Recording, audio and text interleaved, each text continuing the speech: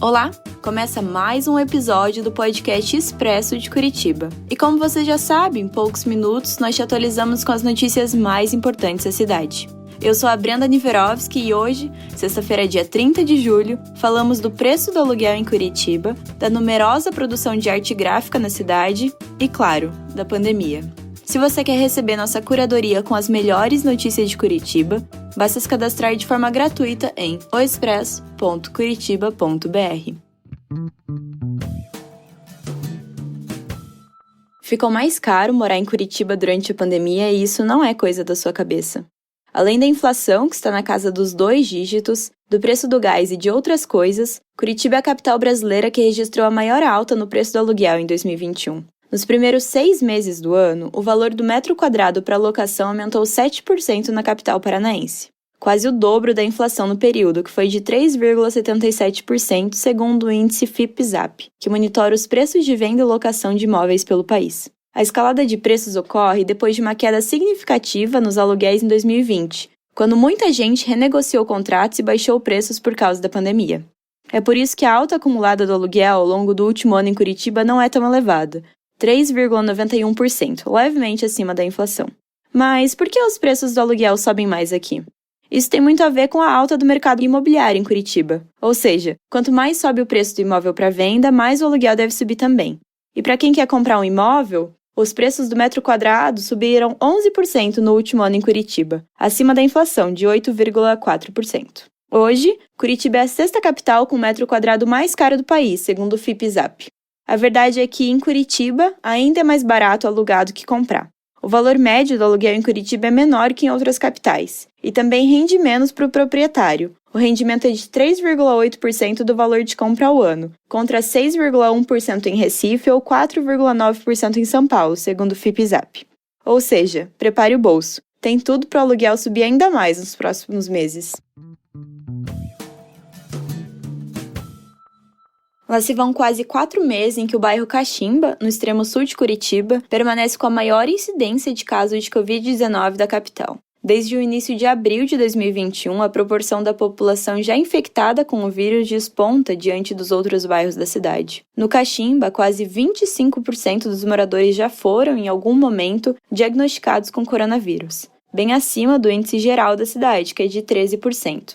Mas a situação já foi diferente. No início de março, os 2 bairros com a maior incidência de contaminados eram o Alto da 15 e o Batel, com quase 1.000 casos por 10 mil habitantes. Recentemente, o Caximba ainda perdeu 2 líderes locais para o coronavírus, o casal Maria Vilma e o Baldo Paolini, membros ativos da Associação de Moradores do Caximba que morreram em maio, com 1h30 de diferença.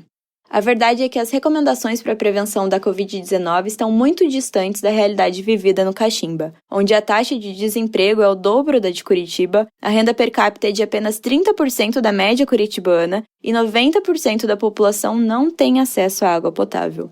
Outro agravante é que quase 60% da população do bairro tem menos de 30 anos, segundo o levantamento da Teto. Ou seja, a vacinação, parada na casa dos 36 anos, ainda vai demorar para impactar positivamente a pandemia no Caximba. Em nosso site, você pode se cadastrar para receber todas as edições e ficar por dentro das notas detalhadas. E também pode acessar o Monitor Covid, onde regularmente colocamos atualizações dos dados sobre coronavírus e também sobre a vacinação. Acesse oexpress.curitiba.br.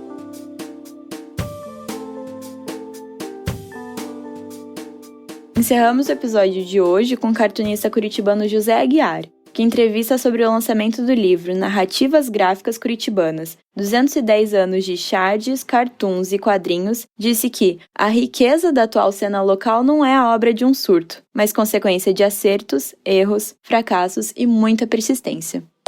Eu sou a pessoa que organizou a bagunça do quarto, colocou as coisas de volta nas prateleiras, né? Tirou um pouco do pó, mas ainda não fiz aquela grande pesquisa que vai precisar décadas, talvez, para ser desenvolvida por outros pesquisadores, pois é necessário arrastar os móveis, ver o que tem atrás deles, o que tem debaixo deles, procurar naquelas gavetas onde as chaves foram perdidas para poder encontrar mais alguns elos perdidos nessa história.